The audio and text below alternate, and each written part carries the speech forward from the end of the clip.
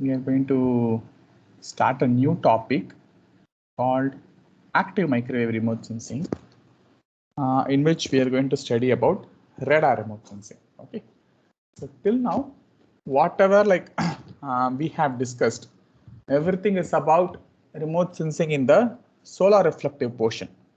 That is 0.4 to 2.5 micrometers or 3 micrometers. Energy will come in from sun, it will get reflected, it will go. All these things we have discussed, including hyperspectral remote sensing. We discussed only this part. There is, when I started the class, I told you there are other types of remote sensing also apart from the solar reflective spectrum. One is the energy emitted by Earth, and we can sense it. That is called thermal infrared remote sensing. And similarly, passive microwave remote sensing. Two things are there based on energy emitted from Earth. We haven't covered it yet, and most likely we will have a detailed course on these two topics next semester. So I'm proposed to start a new course. So if it is approved by the institute, we will see it in detail in a separate course next semester, or else I will try to tell the basics at least in this semester itself. Apart from this passive mode, we also have active remote sensing. You may remember, we have passive remote sensing and active remote sensing. Passive remote sensing is that is the energy from some other source is being used by the remote sensing sensor. So the remote sensing sensor it's like a camera taking photographs, simple. So energy either from sun should come or energy emitted by Earth should go towards the sensor. That's called passive microwave or passive remote sensing in general. In active remote sensing, the sensor itself will have a capacity to send some signals, electromagnetic radiation, towards the land surface. It will be backscattered, what we call here as backscattered towards the sensor again, which will be recorded. That is, let us say the sensor is here. This is like the land surface. It will send some signal. The Earth surface feature will reflect the signal back. It will reflect in many directions, but the sensor will be able to detect only the backscattered signal. Backscattered signal means in the same direction in which the sensor transmitted energy, because the sensor is here only. So if some energy is reflected here, the sensor cannot record, or if some energy is reflected here, again the sensor cannot record. Whatever is reflected in the exact direction of incoming signal will be recorded by the sensor. That's why we call this as backscattered and not reflected, because reflection can happen in any direction. Whereas the sensor here, what we are talking, is capable of detecting energy only reflected towards itself in the same direction in which it transmits energy. That's why we call it as backscattering. Okay. So this is the basic definition of active remote sensing. In active microwave, what we are going to call today, what we are going to study today, starting from today, the sensor will use electromagnetic radiation in the microwave portion of electromagnetic spectrum. So till now we have discussed 0.4 to 2.5 micrometers. Today we are going to discuss remote sensing in 1 millimeter to 1 meter range. This is the range in which we are going to discuss today. This is active microwave. So passive remote sensing, especially in optical domain, that is this wavelength 0.4 to 2.5 micrometers, is impossible to do at night. However, we can sense Earth's temperature in thermal remote sensing. That is possible. On the other hand, active remote sensing, such as what we are going to study today. So today, active microwave is just one way of doing active remote sensing. There are other ways of active remote sensing also, like LiDAR and all, which we will study subsequently. So active remote sensing can be carried out when and wherever we want. So it doesn't have like a time constraint. If we want, we can send a aircraft fitted with a sensor to collect data, either day or night, whatever. And also the major advantage of active remote sensing is the illumination of the surface can be controlled by us. Like in optical remote sensing, when I discussed, I would have repeatedly told the surface, how a surface looks depends a lot on the sun object sensor geometry. If anything changes, the object may look different. I have told you several times. We have also studied a concept called BRDF. In active remote sensing, we have it in our control. That means if we know some information about our surface, like our target area, how it may look. Let us say like you collected images over an area several times. Now you want to do it in a repeated manner, say for some application. So you know which angle will or which sort of electromagnetic radiation you should use, like which wavelength you should use, from which angle you should look the area to get a better picture. Those things can be understood, and we can send the sensor and collect data from the best possible illumination conditions using the optimal wavelength and using the optimal viewing angle. This is the major advantage with active remote sensing, which is not possible in passive remote sensing. Okay, so this you should always like remember. We can control the illumination geometry and also the wavelength in which we want to sense in active microwave much better than passive remote sensing. Okay, so this is like a very basic comparison about active remote sensing and passive remote sensing. So active has its own advantages. But can anyone tell me like what can be the just based on whatever I had told, the comparison between active and passive, what could be the disadvantage of active? Just from the information that you heard right now. I told a lot of advantages. We can take image anytime we want. We can control the wavelength. We can control the illumination geometry, everything. But what will you think as like a drawback or a disadvantage? Setting up an illumination source, or maybe that thing. That's good. That's good because it needs for normally active sensors, be it microwave or laser, whatever. It needs its own source of radiation. Then only it can transmit. That means it needs extra equipment or extra instruments and extra power source, etc. A passive sensor can normally perform with some minimal amount of setup, whereas an active sensor needs this extra illumination source. You need to properly control it. You need additional power, etc. Typically, active systems, I haven't heard anything working beyond say 5 years or 7 years. But passive systems, especially like sensors such as MODIS, Landsat, even Indian IRS satellites, they all work way beyond their lifespan. Like the satellites will be designed for say 5 years or 7 years in operation.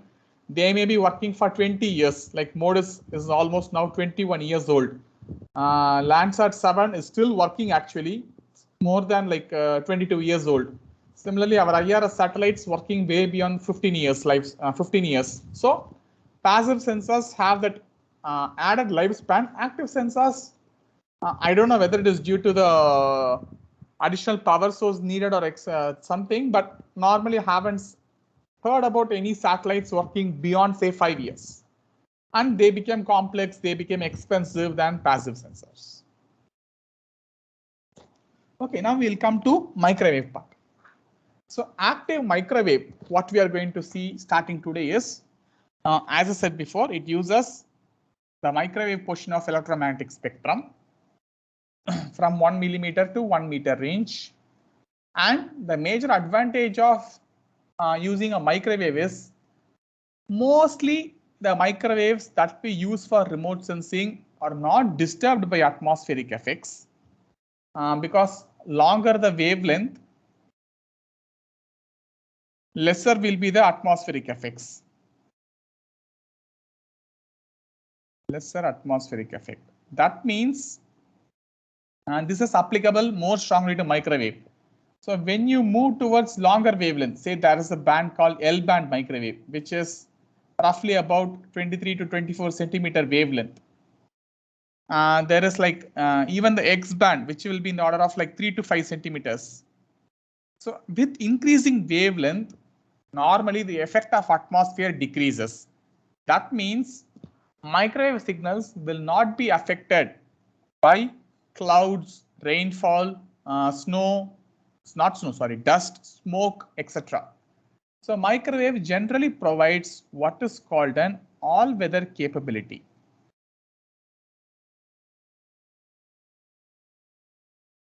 This is like a major advantage in microwave.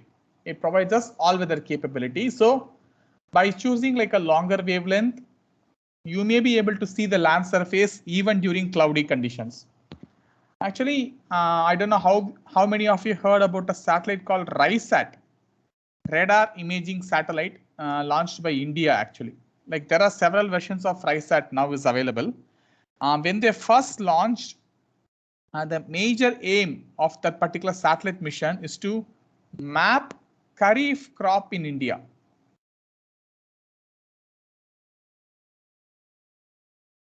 So what is Kharif crops? Kharif is a name for Indian monsoon season. June, July, August, September is the 4 months in which major parts of India receive its rainfall. We call it as monsoon season, you all know. Like people, especially students who are in Mumbai, will be experiencing it quite a lot. And this is also the primary cropping season for India. India's most of the food grains comes from this particular season, this 4 months. So rainfall in this season is important, and growing of crops in this season is important. And monitoring them is much more important. Say something happens and the crop fails, suddenly our country will be in a jeopardy without much food.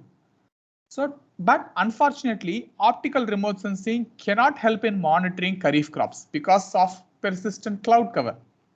That is why ISRO launched this RISAT with the predominant aim of monitoring Kharif crops. So it has like a longer wavelength. And when it was first launched, I think it was a C-band radar when it was first launched. And when it C-band is mostly not affected, though it will be affected to some extent, but still mostly it is not affected by clouds. We will be able to see the land surface, and hence people were able to map where the cropped area are there, what type of crops are there. Such information people were able to get. So that is like advantage of microwave. Okay. The next point is advantage of microwave is complementary in nature to optical remote sensing. That means in optical remote sensing, we are used to see how a surface will look, what color it will reflect. We are all seeing like that. But microwave gives a totally different perspective of the ground surface. Like it will contain information to deal with the physical and electrical nature of object. Physical nature means mostly the texture or size of the objects, which is, we call it a surface roughness. So microwave will contain lot of information about the surface roughness plus the electrical nature. Electrical nature means whether a surface is capable of conducting electrical signals or not. So that's what. So how it will be determined? Several properties of the surface, especially the moisture content that is present, will determine the electrical nature. I will tell the some very basics about it in the later part or in the next semester. But presence of moisture will alter the electrical nature of the surface, which will be much clearly reflected in microwave than optical remote sensing. In optical remote sensing, we know addition of moisture will most likely decrease the reflectance. But that is not the only case. There are other factors also which may decrease the reflectance. Okay, so but microwave, it is mostly the moisture content will play a major role in determining the image that is obtained or the signals that is recorded in the image. So this provides an additional information about the surface which is not available in optical remote sensing. And further, one more advantage of microwave is, especially again with longer wavelengths, it has a larger penetration. Larger penetration in the sense, say in optical remote sensing, you have like a surface, or let us say you have a set of trees that are standing. If you take an optical image, the most likely thing you're going to see is the tree top, nothing else, because if the tree cover is dense, that is the only thing we will see in the image.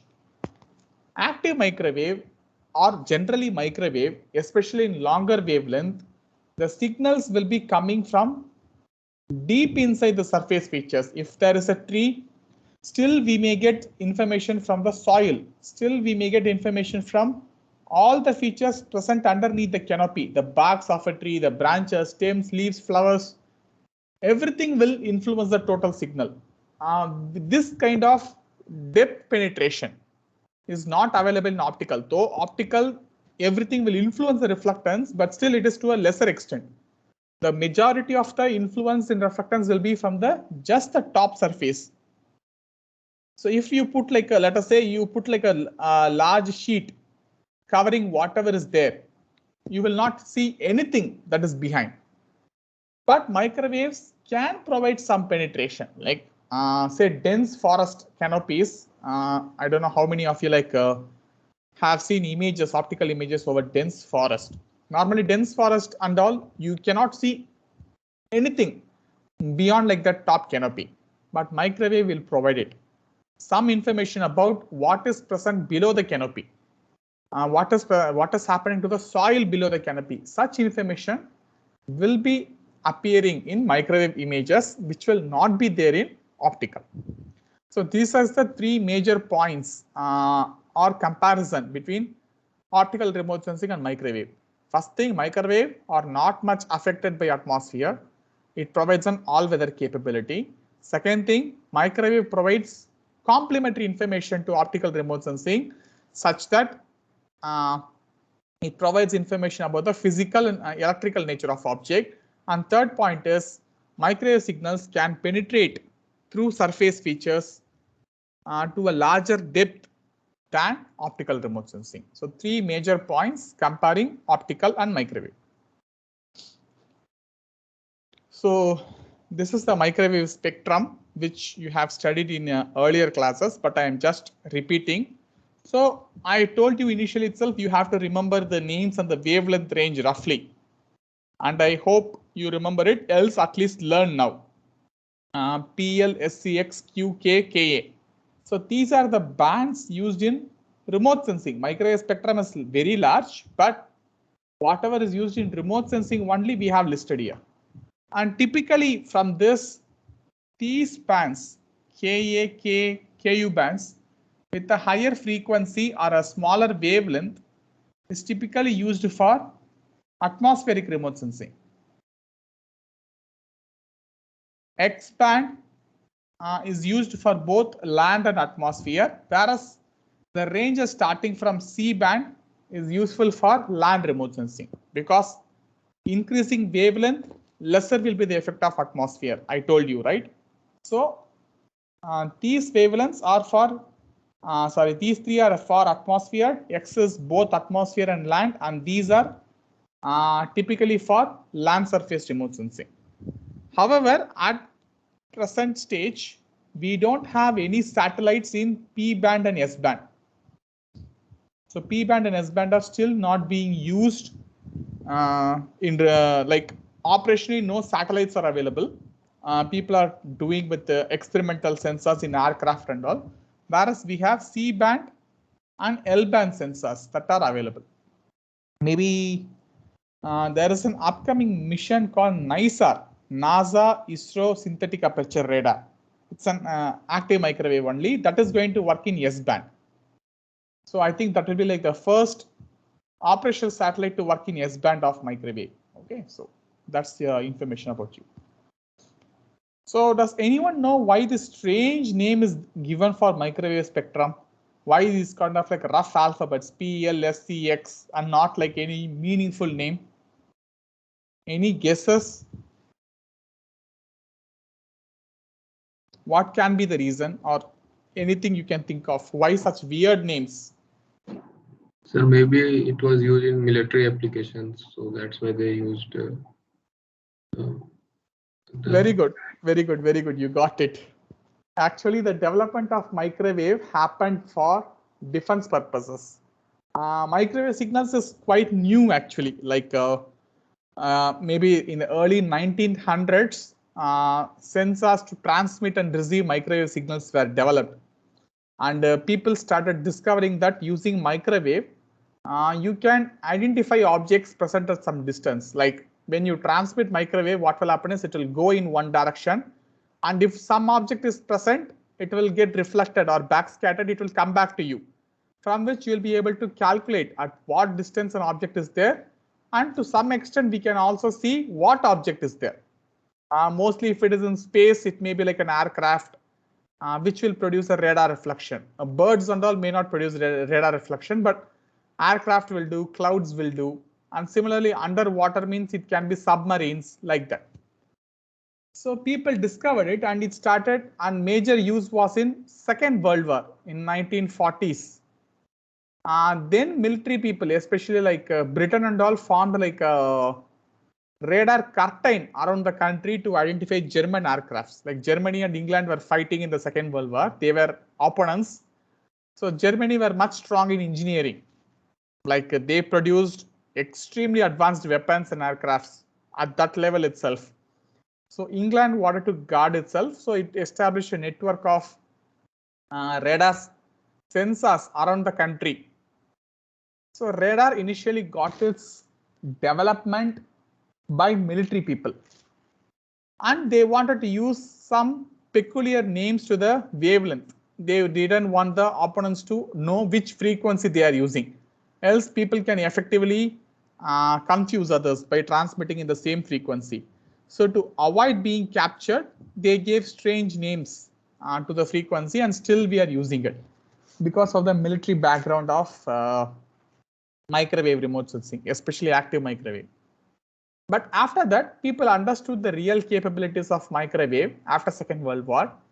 Then people thought, why can't we use it for normal natural resource monitoring? So from 1970s or late 60s onwards, people started using microwave for mapping regions which are permanently covered with clouds. That is, how many of you heard about like what to say? A region called Dorian region between North America and South America, where actually the Panama Canal is. So the Dorian region is like a very tiny portion of land, but thing is, it has thickly covered forest, and it will be permanently covered with cloud almost all through the years because it's very close to equator. So it will be like permanently covered with clouds, and it had evergreen forest. Mapping it with any other remote sensing or even by ground surveying was impossible. So using radar, people mapped that region, which helped in the construction of Panama Canal. Then mapping of Amazon rainforest, which is again one of the most cloud covered region in Earth, and you cannot see what is present underneath the canopy. People used active microwave or radar to map it. So slowly from military purpose, we started using it for civilian purposes like natural resource monitoring. Later, people started launching satellites. I think after like late 70s, we had our first microwave satellite. Okay, so this is like a very brief history about microwaves. Okay, so we are going to see about radar in this particular lecture. And radar stands for acronym Radio Detection and Ranging. Radio stands for radio waves. Detection and ranging. Detection means identifying objects. And ranging means finding out the distance. At which distance that particular object is located. So this was the first use in military. People will send actually radio waves, not microwaves. So radio waves is much longer wavelength, beyond 1 meter range. What we use for radio communication. That was the first used in this kind of instruments, but still the name is stuck, radio waves. Okay. So people will transmit radio waves. If any object is present, it will reflect back. Using the time of travel t, we can calculate the distance because we know the velocity at which electromagnetic radiation travels. Right? This is well known. And if want, we can even correct this for atmospheric effects, which is possible. So since velocity is known, by calculating the time taken, we can calculate the distance. Calculating this distance is called ranging, and identifying some object is present, that is called deduction. So radio deduction and ranging, still the name is used. And the first radar which was developed and used was non-imaging radar.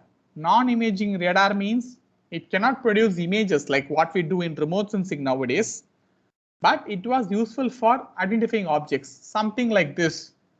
What we call it as a plan position indicator.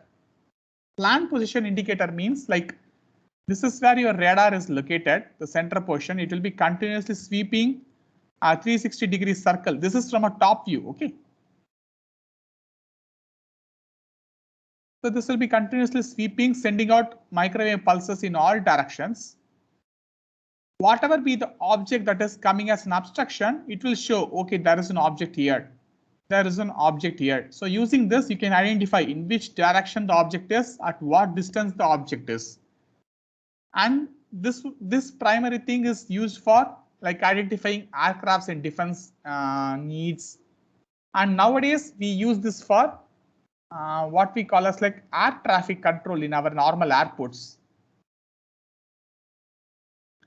Like all the air traffic controllers in airports will be having such a facility. They will be looking, okay, where and all aircrafts are located, at which height it is, at which distance it is. Everything will be shown in this. And similarly, a same plan position indicator will be useful for monitoring cloud cover over cities. Like major cities in India have its own ground-based radar. Mumbai, Chennai, everything has several radars in that city. So each radar will be continuously scanning the sky around the city. If there is like a cloud patch that is coming in, the radar will immediately identify, okay, there is like a cloud patch that is moving in towards the city. This is for like real-time rainfall forecasting. So many cities are now equipped with such radars. So this is one example. This is not an imaging radar. This will not produce an image, but still it is useful. And one more example of a non-imaging radar is a Doppler radar for vehicle speed detection. You might have seen this in the hands of traffic police. They'll be like having some gun kind of thing in their hand, and it will be sending microwave signals using the Doppler frequency shift principle. It will calculate like, okay, this vehicle is over speeding, like that they will do. So these are some civilian applications for which radar is used. Okay, now we come to one part I didn't include it in slide. Okay. Okay, first talk about imaging radar. So now what we will study here in this course is we will focus on imaging radar, that is radar but which produces image. But remember, don't confuse by the name radar, even though it mentions radio wave. Now everything uses microwave. It's not radio wave anymore. Everything is microwave. Okay, that is one thing. So please remember it. So what it will do is there will be like a platform carrying a radar sensor. So here it's like an aircraft. The radar sensor will be programmed to transmit microwave with a given wavelength in one direction, either to the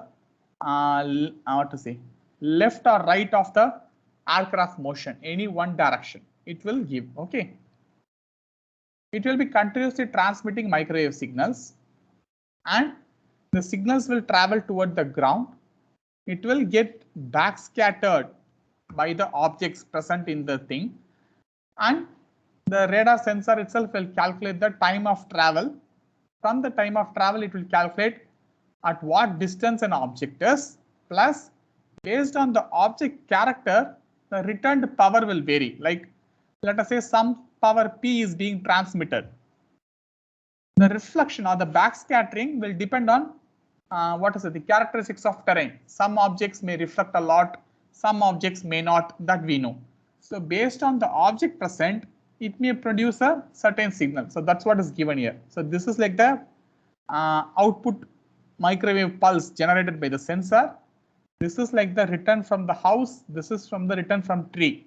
So house has produced like a larger return, like the power of the returning signal is larger from tree. Okay.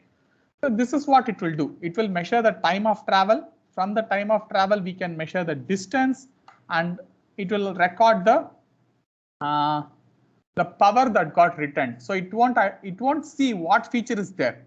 It will not record there is a house, there is a tree. That thing we will not get, but the power of the returned signal will be stored in some form. Okay, so the image may contain, let us say the aircraft is flying like this.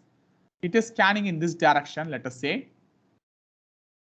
So the image will contain for each distance the power of the signal that got backscattered. So we will not be able to identify what feature is there. It is difficult in microwave.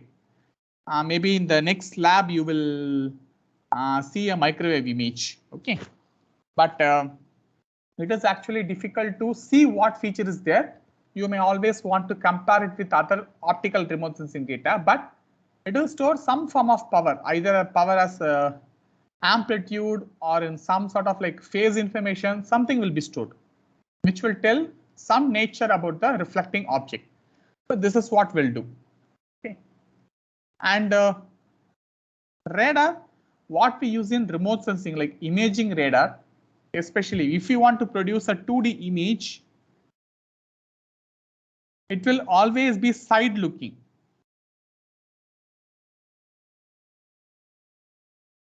Side looking means a radar will collect data either to the left side or right side of the satellite or aircraft. It will not collect data in the nadir point. This will not happen. Imaging radars are side looking radars. Okay, it will not look at the nadir. This is point number 1. And point number 2 is what to say. Always the image will be on only one side. It will like in normal satellites, I would have shown you, like satellite track will be something like this. Your swath width will look something like this. Correct? So on either side of the satellite movement, it will collect data. Like this is how Landsat, MODIS, everything collect images. But radar satellites will collect image on either any one side. Like let us say this is a satellite moving path. Image may be collected this side, or image may be collected this side. Only one side. That's why it said side looking. It will always look at one side, imaging radars. Okay, so this is one nature. And second nature is, as I said, the data stored in the image is based on the distance between the sensor and the object, like distance in the slant range. Okay, what is the distance in this direction, D? And similarly, this distance. So this will measure the slant range distance.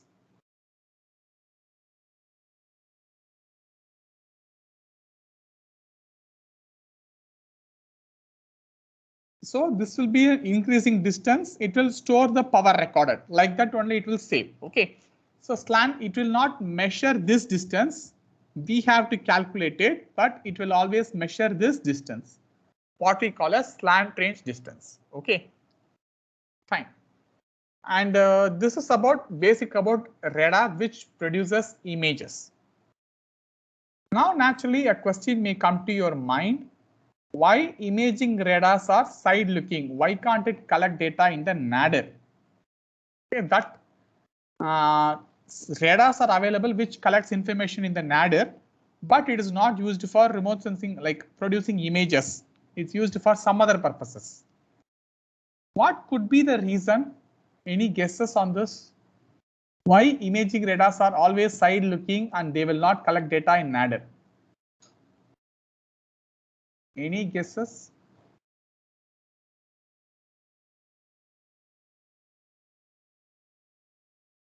For backscattering purpose, it should come back. It will come back. Like if you send something like this, some portion will be reflected. So it will come back, no problem.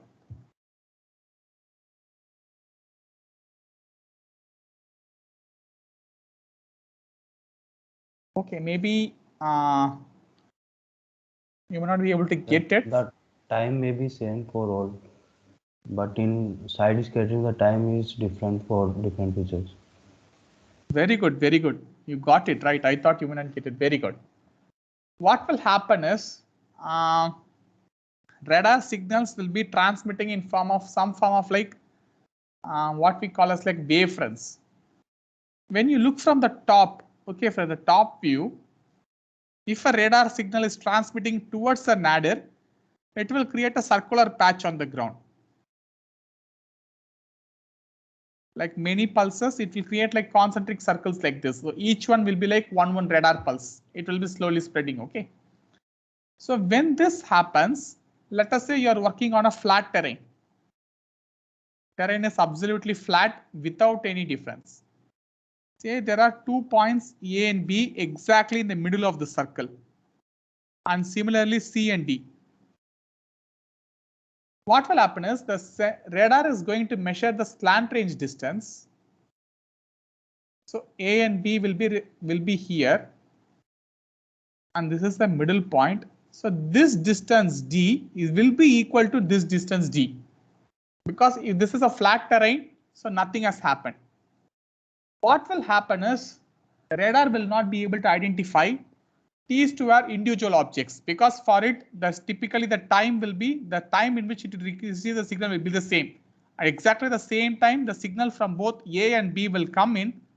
Radar will not be able to distinguish whether it came from the left side or the right side. It will just record both as the same point. This is what we call as a range ambiguity. It will not be able to identify from which direction it is coming, or direction ambiguity also you can say. Either to the left of the sensor, right of the sensor. To avoid this confusion where A and B features may be swapped by the sensor or both may be recorded as the same feature by the sensor, this confusion may happen if radar transmits at nadir. To avoid this, people change it to like a side looking. It will always look at one side so that you will know, okay, from radar, whatever the distances, it is always in the left side of the radar system, or it is to the right side of the radar system. That will be fixed. So no confusion will occur. That is one thing. And second thing is, by having a side looking, you can have some wide swath if you want. The swath width can be larger when you compare with nadir position. So a nadir looking sensor may not have a larger swath width in radar because your radar pulse will be limited in the direction in which it can spread. So only up to that distance it can collect data.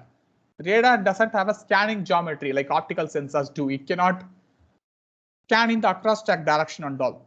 So if a pulse is transmitted, whatever the ground distance covered by the pulse, only that information will be covered. So the swath width will be smaller. Whereas if you put it toward the side, radar can spread or go for a longer distance and the swath width can be larger if needed.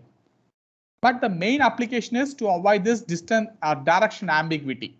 Okay. But there is a type of radar which collects data using nadir observations. It won't form images, but it will collect the height information. So using this distance D, it will calculate the height of each feature. So even if it is like a flat terrain, still both are at the same height from the, the distance will be the same, still it will be able to point out. Okay, so there will be no problem even if it interchanges, the height will still be the same. Such radars are called altimeters.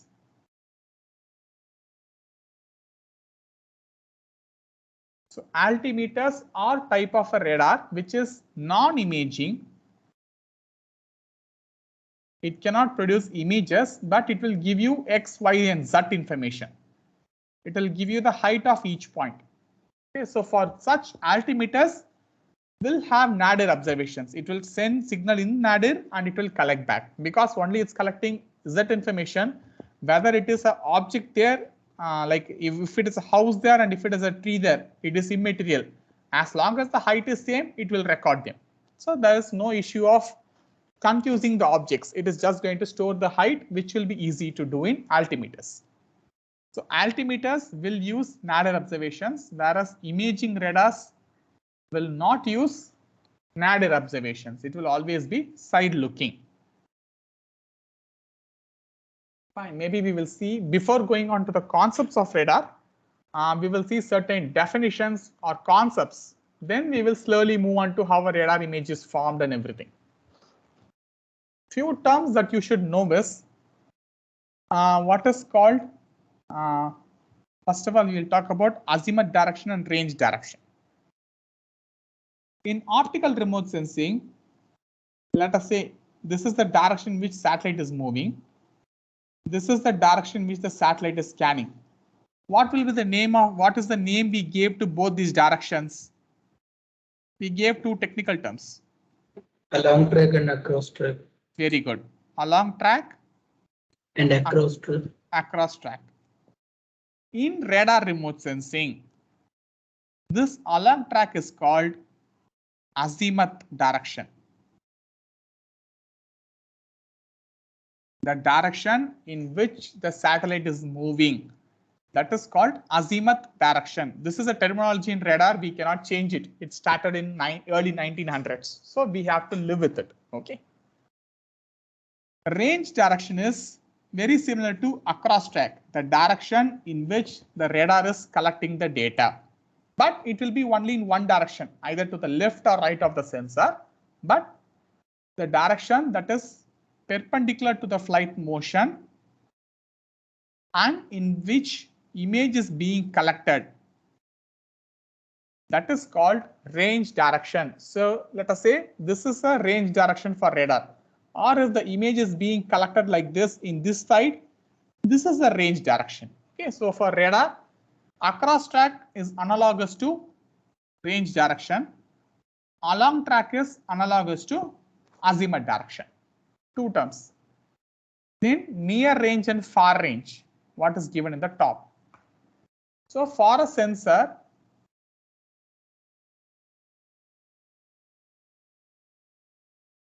an object with a shorter distance is said to be in near range, and an object with a farther distance is said to be at a far range. So range means the directions, or sorry, the distance measured in range direction. Always remember that. In that, objects that has shorter distances, shorter range distances are said to be in near range. Something that is very far, with longer distances in the slant range direction, that is said to be in far range. So this is near range and this is far range. That's all. So this is the range direction.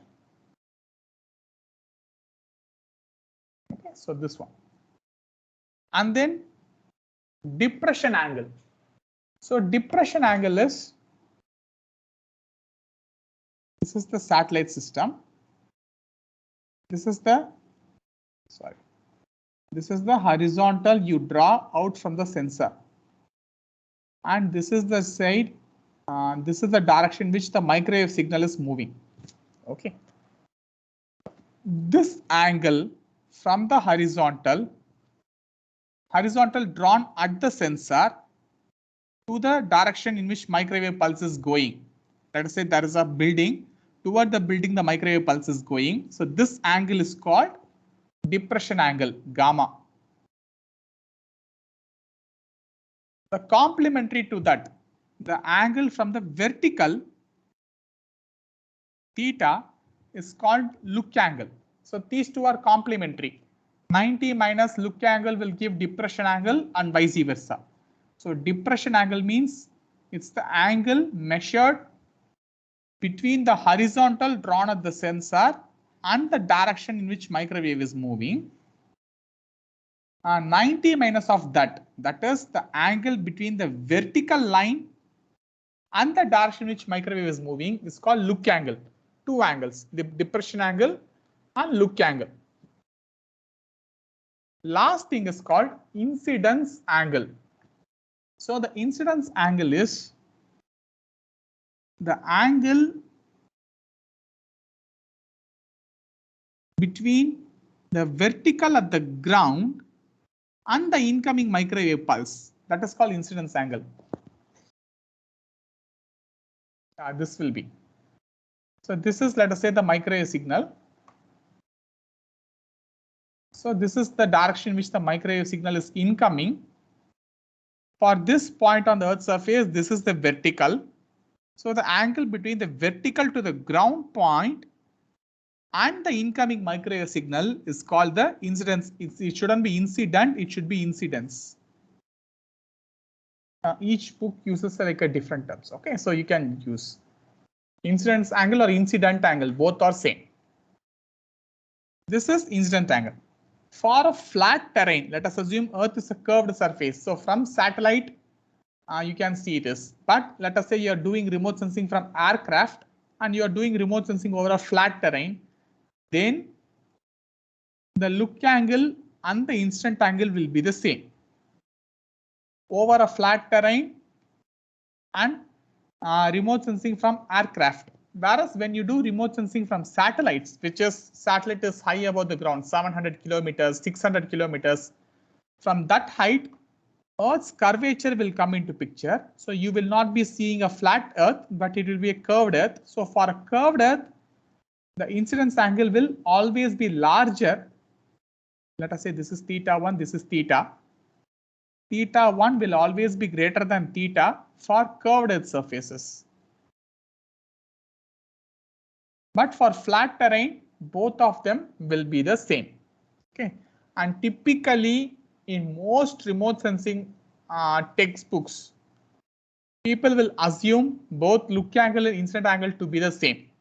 Mostly people will assume a flat surface whenever they write some discussion. So they will interchangeably use look angle or incidence angle because by definition both of them are same, but over curved surfaces it is not. Okay. So any questions in these definitions, near range, far range, azimuth range, like azimuth direction, range direction, etc. This is very important because we will always be talking if the depression angle is more, if the depression angle is less. If you understood this clearly, we can move ahead. It's fine.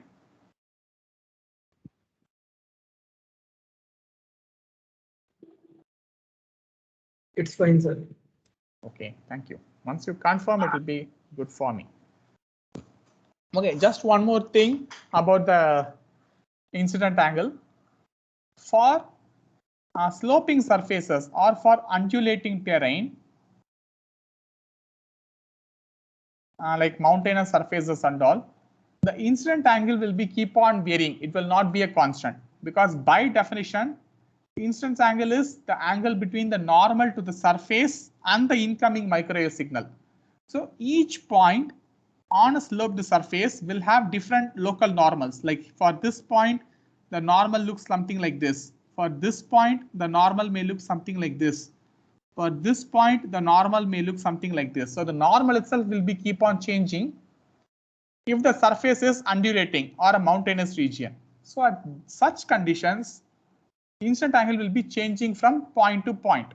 Okay, so this we have to remember. Okay, only for flat terrain it will be constant. For a non-flat terrain, it will not be a constant. It will be keep on varying. And one more thing that you should keep in mind is a radar, the distance or the range up to which a radar can image can be adjusted, like basically the swath width on one side of image collection. Up to maximum distance, the image can be collected, can be adjusted. So whatever the features that is present there, all will be imaged by radar. When that happens, the depression angle or the look angle for each point will be different. That you remember. So for definition's sake, I just drew one line and I explained to you or defined look angle and all. It is not a constant for an image. The look angle and the depression angle, it will be changing from point to point in the range direction. Objects in the near range will have smaller look angle. Objects in the far range will have larger look angle. On the contrary, when we talk about depression angles, object in the near range will have very large depression angles. Object in the far range will have very small depression angle. So that angles will be keep on changing. It's not constant. And similarly for a sloping surface, incident angle also will be keep on changing. It's not again going to remain a constant. Okay, so this is our radar image. These terms you should remember. Okay. Okay, so with this we will finish about polarization. So one more advantage of radar remote sensing is, which is not available in optical remote sensing, is images collected in different polarization. That means we discussed what polarization is in the initial classes. Like we know electromagnetic radiation is composed of electric and magnetic components. Both will vibrate in certain direction. So the direction in which the electrical radiation is vibrating is called polarization. All these things we have studied, I think, in lecture 1 or 2. In optical remote sensing, we don't worry about that much because polarization doesn't play a major role in optical remote sensing. But in microwave, that plays a major role. That is, a same object may look totally different when you send or when it is reflected by either a horizontally polarized microwave or a vertically polarized microwave. And similarly, what it receives back, like I said, we can generate our own wavelength and frequencies. Similarly, we can also fix which polarization we want. We can either generate horizontally polarized microwave or vertically polarized microwave. Similarly, what is being backscattered, we can choose whether do we need to record only horizontally polarized backscattered radiation or vertically polarized or both. So it is possible for us to control not only the wavelength but also the polarization in which we want the signals to be going in and coming out. So which gives us rise to a possibility of 4 combinations. 4 combination means your sensor can send horizontally polarized microwave and can receive horizontally polarized microwave. This is sending, this is receiving. It can send vertically polarized microwave. It can receive vertically polarized microwave. It can also do a mix. It can send horizontal, receive vertical, or send vertical, receive horizontal. So this capability is not available or not being used in optical, because in optical this doesn't make a major difference, but in microwave the polarization in which we send the data is really helpful for us. So look at these 2 combinations. What you send is what you receive. You send horizontally polarized, receive horizontally polarized, or send vertical, receive vertical. This is called copolarized or like polarized microwave or sensor, whatever you can call, microwave sensor, copolarized image, whatever you can call. But ultimately they send and receive in the same polarization. On the contrary, this one is called cross-polarized. Cross-polarized means you send in one polarization, you receive in another polarization. So this is called cross-polarization. So this is just an example. Even in optical, changing the polarization will help you to get some additional information. Say this image is from a vertically polarized camera lens. This is from a horizontally polarized. Like you put a filter, you remove whatever polarization you don't want. So here we have removed horizontally polarized light, only vertical is there. Here we have removed vertical, only horizontal is there. You can see like vertically polarized light, the photograph taken with it just shows the top surface very clearly. Whereas horizontally polarized light shows a lot about what is present underneath the water. So this is possible in short range photography. In remote sensing, this is not much useful. Like in optical remote sensing, this we may not use a lot, but in microwave, polarization gives totally different picture. Like this is the same area and same frequency you have used, Ka band, but this is at HH polarization, like polarization. This is HV or cross polarized image. This is like a lava patch which got cooled. Okay, so this is called basalt rocks.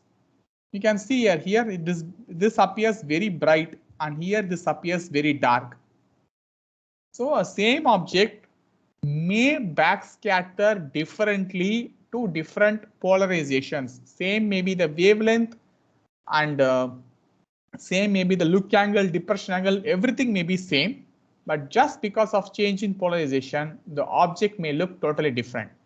And this is useful in many applications. And this is more pronounced in microwave remote sensing. So that is why in microwave, polarization plays a major part. And that's why normally people will send sensors with more than one polarization. Normally our sensors may have like multiple combinations. That is possible.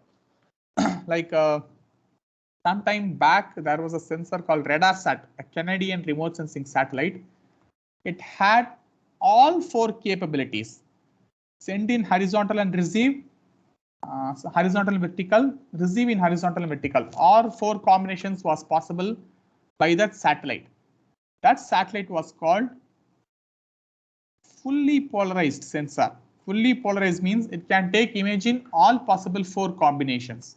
And in microwave, you just see here there is no concept of, mostly the microwave will have 1 frequency or 2 frequency, like 1 wavelength or 2 wavelength. Okay, say a satellite a sensor may be working in L band 23 centimeters. That's it. But with that frequency, if you change the polarizations, each polarization may create 1 image on its own. So this is very similar to the concept of band in optical remote sensing. In optical remote sensing, what we call as each band is 1 wavelength. Okay, this is 0.4 to 0.5 blue, 0.5 to 0.6 green. So each wavelength range will produce 1 image. We call each of them as a band. In microwave, most of the times your sensor will have only 1 wavelength in which it can transmit and receive. But by changing the polarization, it can produce multiple images. Say it may be working in only in X band, 5 centimeter range, but still it may have all the 4 polarization combination possible.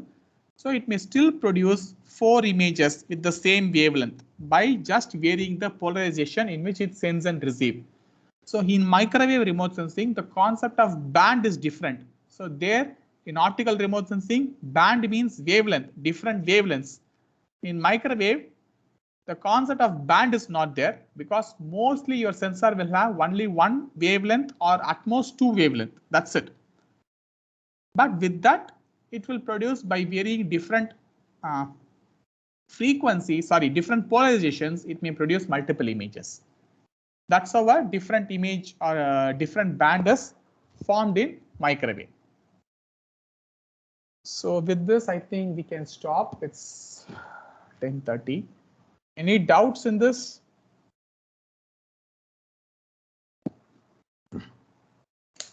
Any questions? So what we have covered today is just a brief introduction to what is microwave remote sensing, or we started with comparing active and passive remote sensing.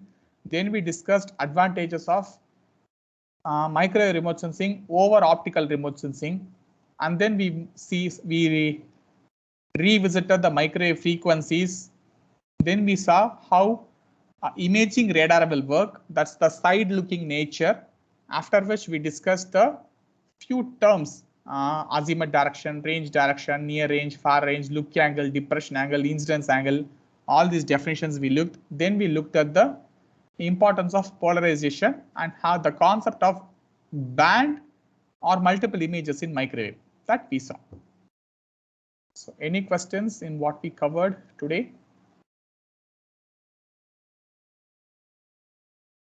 Okay, so if there are no questions, I think we can stop. Yes, Sushant, do you have anything to say? No, sir, I just want to. Okay, so we can stop the class today.